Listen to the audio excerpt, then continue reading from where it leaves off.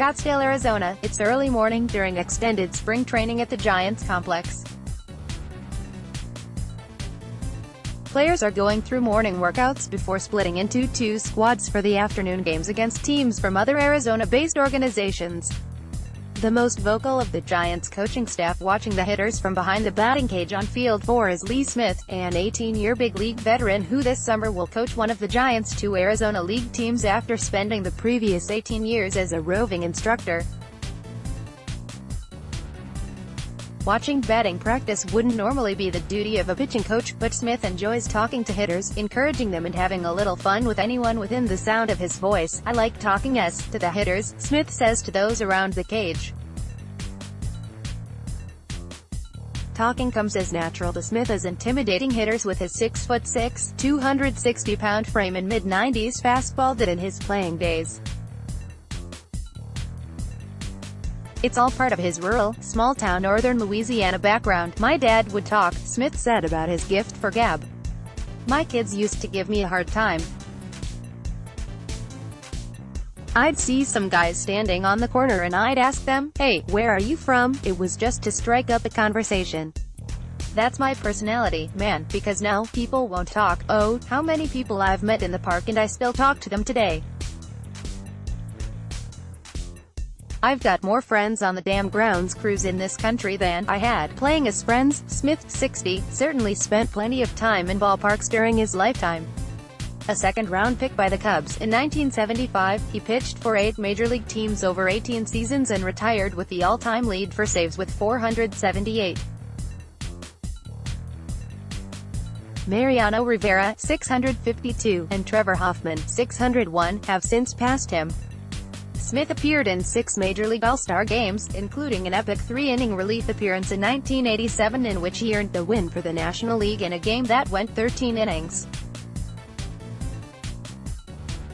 His career spanned the time when the relief role transitioned from pitchers throwing multiple innings to more specialized roles, with his size and repertoire certainly helping to define the 9th inning closer. While more of a gentle giant with an engaging personality off the field, Smith was especially renowned for his intimidating presence on the mound, one of the big factors in his success as a pitcher. Not only was he a big man, and he looked taller when he was on the mound, but he also threw hard and he had a very fast slider, said longtime Arizona League Cubs manager Carmelo Martinez, both a teammate and an opponent of Smith during their playing days. "It was a little intimidating, but he was a guy who never pitched inside. But he knew he could handle the outside corners, usually knee-high, with the fastball and the slider." Martinez added that Wrigley Field's late afternoon shadows, before lights were added to the stadium, made Smith's pitches even tougher to pick up. With everything he accomplished in his baseball career, Smith often gets asked why he chooses the unglamorous coaching role on the complex-level backfields instead of taking it easy in his retirement years. He actually took some time off after throwing his last big league pitch for the Montreal Expos in July 1997, but a life of leisure just wasn't for him. "When I first retired, I was like, man, I'm going to go home, relax and just do the Lee Smith thing. Relax, fish, hunt and everything like that," Smith said. After 2 years of that, the peace and quiet got the best of me. Smith was coaxed out of retirement by Billy Hayes, who is currently the Giants' catching coordinator but then managed San Francisco's AA affiliate in Shreveport, Louisiana, not far from Smith's hometown of Castor. "He called me and asked me about doing something," Smith said, who at times refers to himself in the third person. Said, "Yeah, man, I'd consider that because I'm bored and I've got to find something to do with myself." This is going to be 19 years in coaching for Smitty. "I've been tricking them good." With the Giants adding a second Arizona League team this year, it was time for Smith to give up the roving instructor role to focus on coaching in the Arizona League. That's okay with Smith, since he's always asked the Giants management to allow him to work with pitchers at the AA level or below, to find the kids before they get into where they know everything, Smith said, when asked about his preference for teaching younger pitchers. "And try to help them get to not making the mistakes on the field that I did as a pitcher. just really trying to get them comfortable. Smith's knowledge and his effectiveness rub off, not just on the players but also on his fellow coaches. The way I think about Smitty, having him here is a blessing, said Mario Rodriguez, who pitched in the Giants organization for 7 years before moving into a coaching role in 2013. He has so much knowledge about the game. He's such a great personality. He loves baseball. He loves being around the kids and they love him. He's always valuable for anything, just to help them out in all the areas, especially about pitching and relieving situations. He's teaching them how to pitch aggressively, how to control the game and how to keep the pace of the game. With all his years of experience, Smith doesn't have a lot of trouble getting his younger pitchers to pay attention to him. He learned from a veritable who's who of baseball legends, starting with Buck O'Neil, one of the premier emissaries for Negro League Baseball during his lifetime, and the Smith signing scout with the Cubs in 1975, a starting pitcher in his first 4 pro seasons. Smith's baseball career nearly ended when the Cubs planned to turn him into a reliever. When I got to Double-A with the Cubs, they decided to make me a relief pitcher, Smith said. And Smitty wasn't too fired up about being a relief pitcher. So the next road trip to Midland, Texas, we were going to play Shreveport, Jackson and Little Rock. I packed all of my bags, and the guys said to me, "Hey, man, we are only going on a 10-day road trip." "Well, you're going on a 10-day road trip," Smith recalled saying. "I'm going home for the rest of my days. I'm just snagging a ride." Smith enrolled at Northwestern State in Nacogdoches, and played basketball that off-season. After receiving a contract offer from the Cubs for the ensuing season, Smith told the organization, "Nah, I'm through with baseball.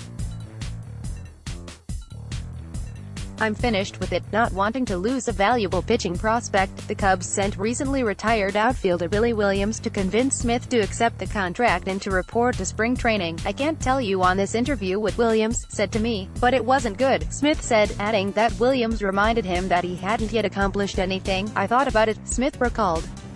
"And then I said to the Cubs, I'll tell you what, if you guys double my salary I'll come back. I was thinking that they were going to say no because I didn't want to come back. And they doubled my salary. I give a lot of credit to Mr. Billy Williams for talking me into getting my ass off the couch and getting back to playing baseball." Williams, who was elected to the Hall of Fame in 1987, wasn't the only Cubs legend with a big influence on Smith's career. Fergie Jenkins, a pitching coach with the Cubs after the end of his 19-year playing career, taught Smith some of the lessons that he continues to pass along to the young Giants pitchers. "Don't throw the ball. Pitch," Jenkins would tell Smith. "Always thinking about pitching and then things are going to fall into place." Late in his career, Smith was considered a shoo-in by some pundits to be elected to the Hall of Fame when eligible. While he remained on the ballot for all 15 years, the last candidate to do so before the eligibility period was lowered to 10 years, Smith never earned the 75% support needed to be elected. His remaining chance will be when the ERA committee considers his case. "It's difficult to swallow sometimes," Smith said, when asked about his exclusion from the Hall of Fame, before pointing to another lesson he learned from O'Neil. "That man was unbelievable. He treated everyone the same every day. For him not to get bent out of shape about not being in the Hall of Fame, then I don't have any reason to have a chip on my shoulder for that." Smith has a relatively simple philosophy for pitching that he passes on to the young hurlers in the Giants organization. "Throw your fastball for strikes. You have to control the strike zone with the fastball," Smith said. "You find that guys can't wait to get to their secondary pitches and they don't get to them because they're behind in the count, like Jenkins taught him." Smythe can't emphasize enough that pitchers must pitch and just not throw. "Now we've got so many guys trying to throw 98 mph and punch out the side so they can poke holes in the sky," Smith said. "Do the Greg Maddux thing. When he came up, Maddux got his butt kicked trying to pitch 95 or 96. When he learned how to pitch and move the ball around. Where is he now? The Hall of Fame? If you can just pinch off a piece of that, it would be a great thing for some of these kids."